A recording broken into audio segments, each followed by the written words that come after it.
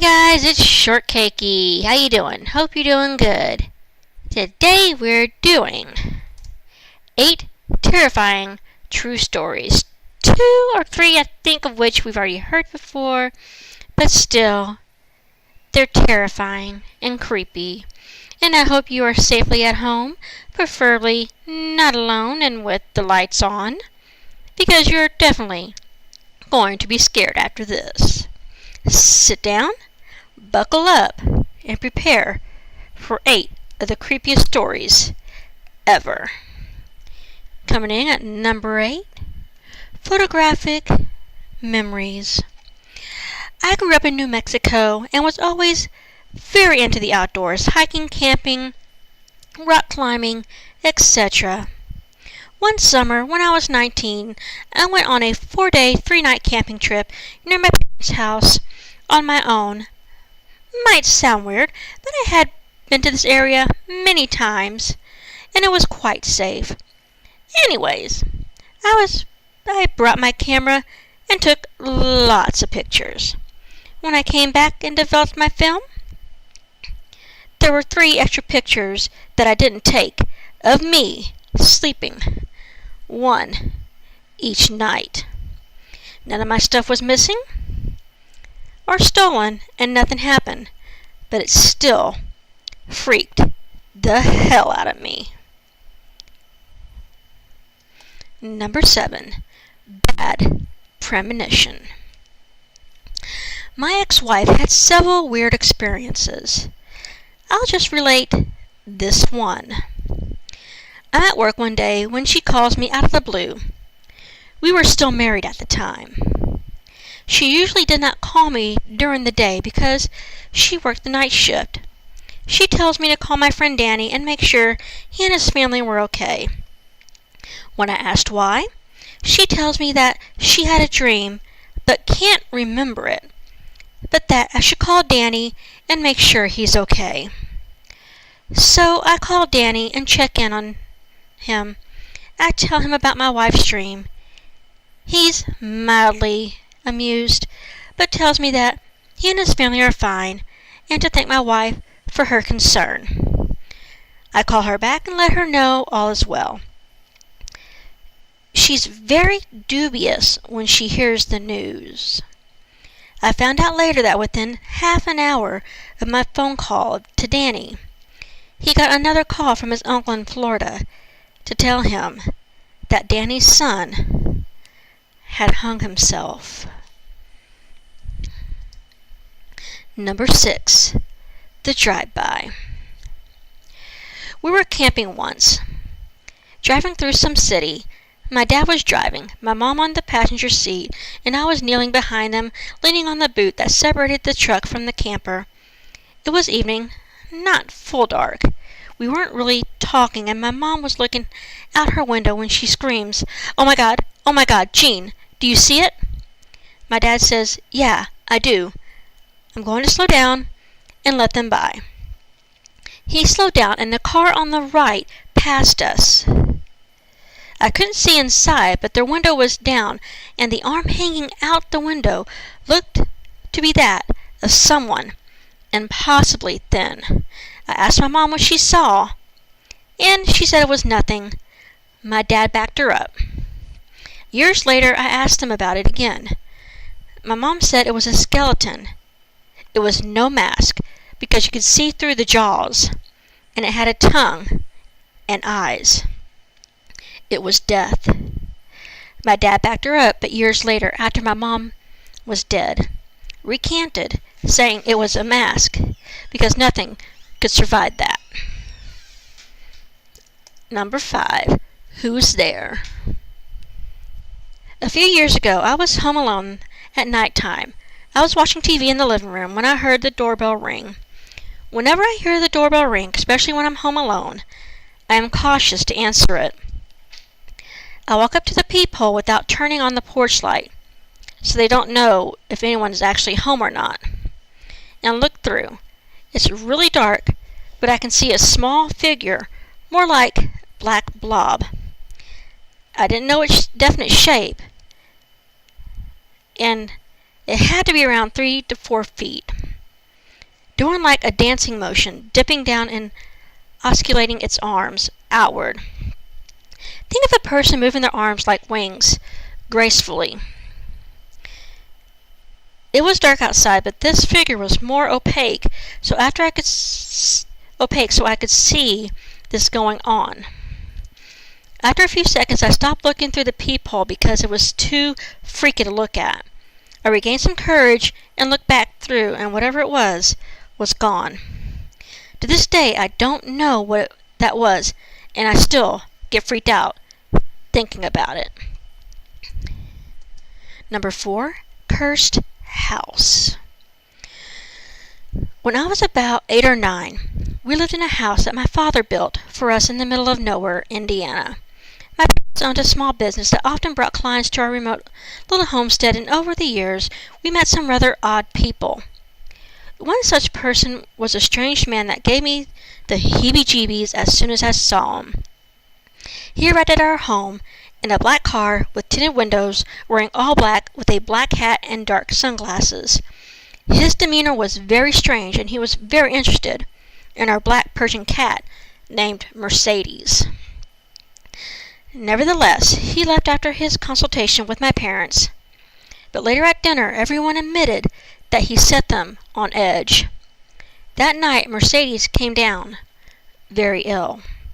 A few days later, after an illness the local vet couldn't diagnose, that included the cat vomiting up gobs of what appeared to be black tar, Mercedes died. In her final moments, she would swat and hiss at something in the air. I'll never forget the chill I got when she took her last breath. After this, many strange things began happening around our home.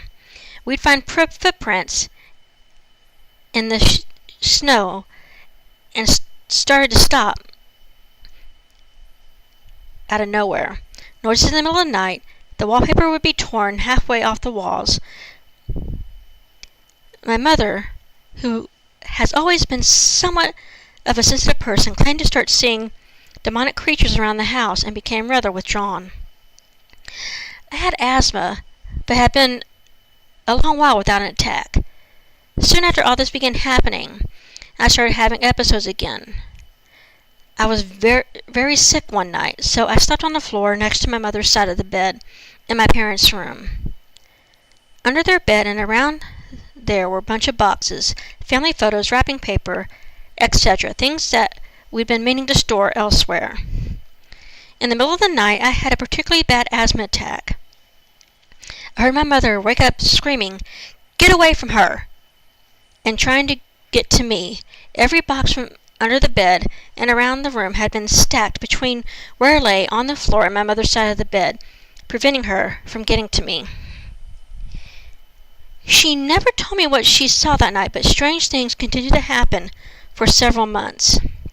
Eventually, the activity started to slow. My brother and his family live in the house now, and they hear unexplainable sounds every so often, but nothing like what happened that winter. Number 3, don't get out of the car. I was driving a shortcut from 29 Palms, California to Albuquerque, New Mexico. 29 Palms is located in the desolate high desert east of LA. The shortcut was all 2-lane road through total nothingness except for passing through Amboy, California. Amboy is a nearly abandoned town nearly as far below sea level as Death Valley. So I was driving by myself in the afternoon and proceeded to drive up to the mountain range between Amboy and I-40. Once I reached the top, I am driving north through the canyon with high grass on both sides of the road. Up ahead I see some stuff in the middle of the road. As I approach, I slow down to see a red Pontiac Fiero stopped sideways across both lanes. A suitcase open with clothes scattered everywhere and 2 bodies laying face down in the road, a man and a woman. I stopped 100 feet or so away, and the hair on the back of my neck is standing up. Being a Marine, I reached under the seat and I pulled out a 9mm pistol, a chamber, and a round. Something seemed very wrong. It looked too perfect, as if it was staged. An ambush? Something was just wrong. I scanned the road and saw a line I could drive. Past the guy in the road on his left, swerve to the right side of the woman, behind the Fiero, and I'd be on the other side. I dropped into first gear, punched it, and drove the line I planned. I passed the back of the Fiero without hitting it or either of the bodies in the road. I continued forward for a couple of 100 feet and started to slow down, so I could breathe and let my heart slow down. As I looked up into the rearview mirror, I saw that the two bodies had gotten up on their knees, and 20 or so people emerged from the tall grass on either side of the road by the car and bodies. At that moment, my right foot smashed the gas pedal into the floor and did not let up until I had slowed down for the I-40 East on ramp. I will never know what would have happened to me had I gotten out of the car to check on the bodies or stopped my car closer to them. Somehow, I do not think it would have been good. Sometimes real life can be scarier than a movie. Number 2, The Exorcist, Part 2. It was my 40th birthday. I came home at 1:30 a.m. as I just got done working. I stayed up for about an hour and went to sleep in my son's room. He had just moved out. There was always an eerie feeling in that room, and my son has said through the years that he has seen ghosts in it. We kind of brushed it off as he was a kid and imagining it or dreaming it. I moved him into a different bedroom, as this was now our spare room. When I lay on the bed, about 20 minutes later, I could feel the sheets moving a bit, and all of a sudden I could feel this pressure on my chest, and I tried to push it away, but it kept getting heavier. All of a sudden, I could feel this thing inserting in me, and I'm not joking either. It lifted me out of the bed by my hair and whipped me all over the room, picking me into the wall and on the floor, then lifted me up again and threw me down on the bed. I woke up at 3:30 a.m. and there were no signs that anything had happened. My husband was in the other bedroom, and he said that he heard nothing through the night. I was absolutely terrified. I could not walk the next day. I was sore below my waist. It never happened again. I never allowed anyone in that room again alone, and the house was sold. Number 1, The Little Girl That Wasn't. I lived in a house from hell for 4 years, from age 11 to 16, and there was constantly something happening. Doors flying open and shut, voices, footsteps. Nothing ever stayed where you put it. I was alone there a lot because both of my parents worked, and I was constantly terrified. One of the most gut-level disturbing things, though, was the little girl in my bedroom. Every time I walked past my bathroom door, which was constantly since it was right outside my bedroom, I saw a little girl with blonde curled hair and a rose-colored dress. She stood there, staring, looking like a photograph from 1905. I started keeping the door closed so I could walk by without seeing her. But she was always there when I opened it. Once I stepped in past her, I couldn't see her anymore, but I could feel her there. She scared me, but I felt really sorry for her because she was trapped there, just like me, but probably forever. As the years went by and things in the house continued to get worse, she started seeming darker. I started feeling like she wasn't really a little girl. I knew there was something ugly in the house, and I felt like it was presenting this sympathetic image to me. Then I started thinking I was completely losing my mind. One day when I was 14, I had a friend come out of town to come stay with me for a week. I hadn't told her anything whatsoever about the house because I didn't think she would come if I did. Right after she got there, we were sitting in my room, and she left to go to the bathroom. About a minute later, she walked back with a puzzled look on her face and said, "So, there's a little girl in your bathroom." Yeah, she hangs out there. Blonde hair, curls, pink dress. Yeah, you know, that's not really a little girl, don't you? I almost threw up. I was so relieved and terrified and excited and ready to run out of the house screaming. She wouldn't use my bathroom the rest of the week, and I started using it as little as possible without pissing off my parents, who did not want to believe. Eventually, we moved out, and I could not have been happier. I distanced myself from it mentally as I could. When I was 18, I took another friend on a road trip to pack up a few things I'd left in the house. My parents hadn't managed to sell it and wouldn't for 5 more years. The minute we got to the property, my friend seemed uncomfortable. I could tell something was wrong, but he insisted he was okay. So we got to work. After a while, he asked to use the bathroom, and I directed him to mine.